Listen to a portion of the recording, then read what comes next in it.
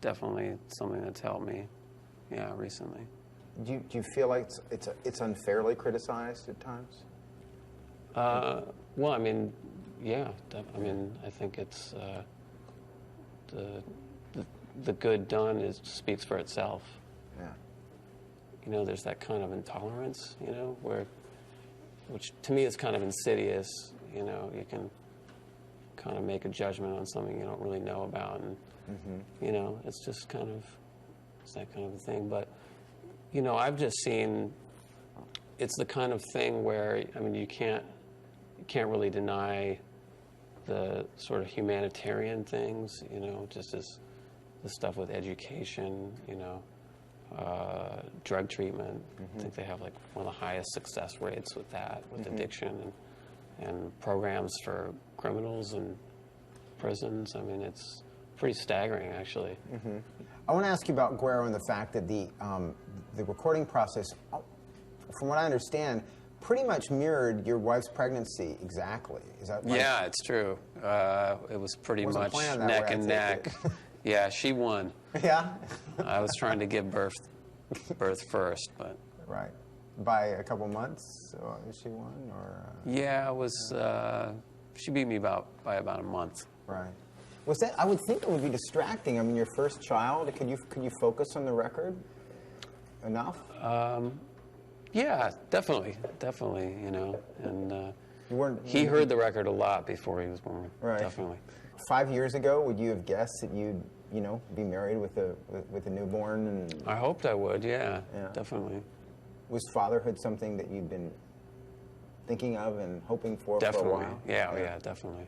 I guess the big question is, has it changed you a lot as a person?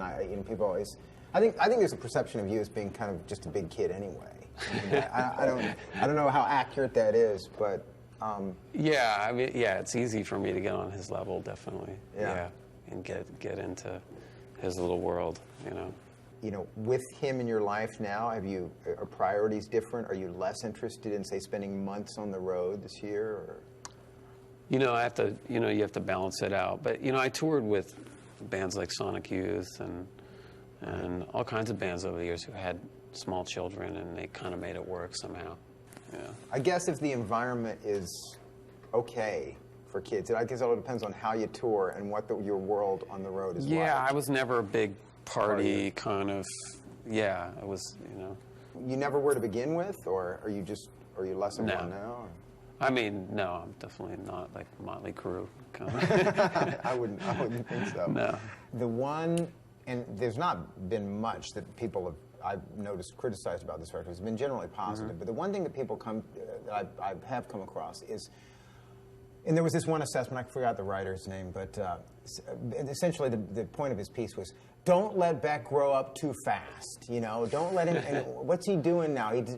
Don't get too mature on us too fast. Do you ever get the sense that people want to, you know, keep you 16 forever?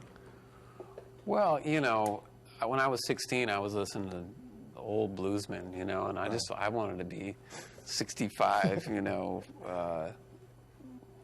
You know, I just, there's a soulfulness, and there's kind of an experience there that I always loved. But I guess I think you have to keep, there's something childlike you have to, you know what I mean? You have to just to actually get up on a stage and play music or make a record. I mean, it's really, I think it takes that quality, you know.